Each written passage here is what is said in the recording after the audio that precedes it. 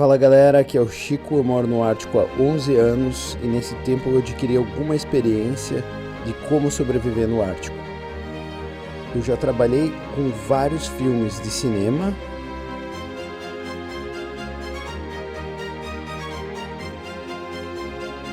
e programas de televisão cobrindo esse assunto.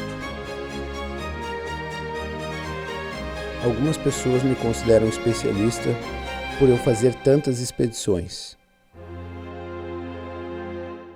Tu tá sonhando? Não, não é pra ti. Tu é brasileiro, tu não vai saber.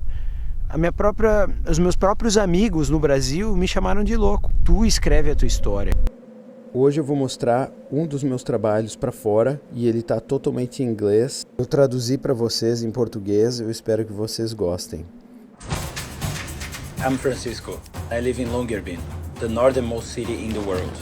My expeditions have taught me a thing or two about the wilderness. So here are some tips on how to survive in the Arctic.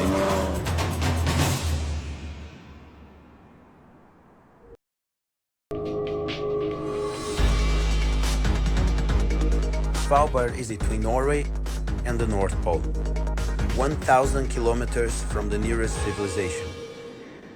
We have many threats here. First, let's talk about polar bears. Humans are the minority. We have 2,000 people here in Longyearbyen and then 3,000 polar bears. This is their natural habitat. We are the intruders here. We just have to respect them and scare them off.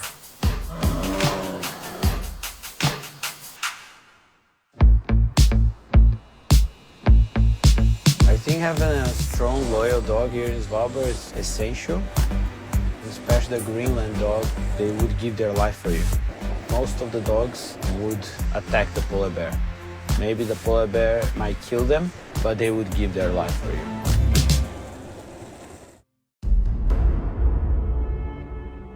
Here in Svalbard, we have to take a flare gun to scare off the polar bear.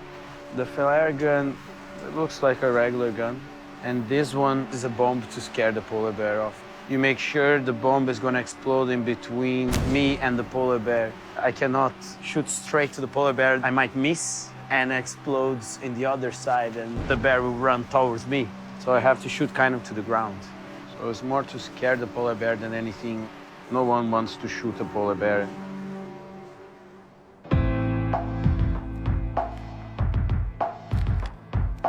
Polar bears here, they can be anywhere. I wouldn't walking around here 10 minutes without a gun. Never, ever. So now we're approaching the clouds, which is risky because when it's too foggy, the bear can be a few meters away from you, especially in the summer, because in the summer they're more likely to attack because they have no food at all.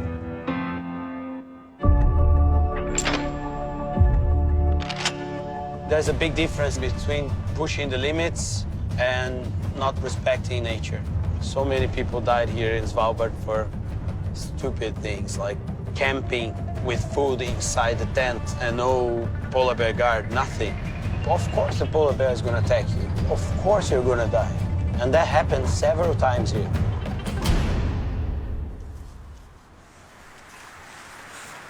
There you go.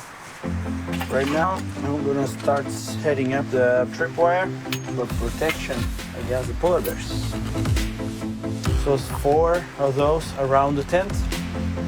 I'm gonna put the cable here.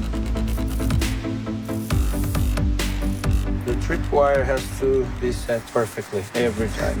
Could be a matter of life or death. I'm gonna mount this trigger to the bomb. This is just the explosion. Polar bears, they hate noise. Most silent place in the world here. When they hear a noise and they see a flash like this should scare them away.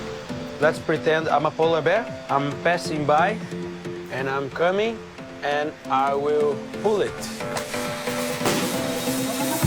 So this would make the polar bear go away. Polar bears are not used to light or an explosion that strong, so the polar bear would for sure run away and wake up the people in the tent. We have to understand that this place here is not meant for humans. That's why we have to be careful Survival knowledge brings you safety, and safety equals more adventures. Quem quiser trocar uma ideia comigo e quiser ser apoiador do canal, entra lá no chat, tem o link aqui na descrição. Lá a gente troca muita ideia e fez um grupo grande de amigos. Um grande abraço.